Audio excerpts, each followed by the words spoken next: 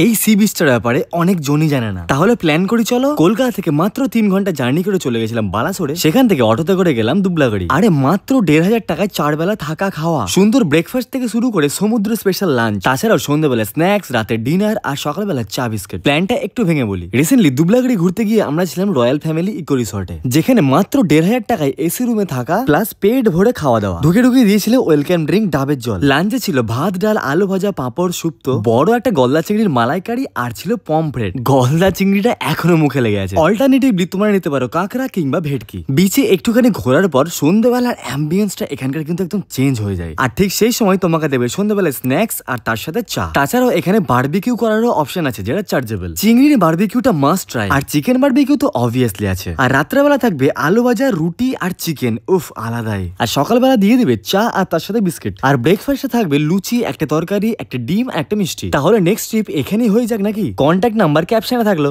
Next ব্লগে কিছু site scene দেখাবো, ফলো করে রাখো।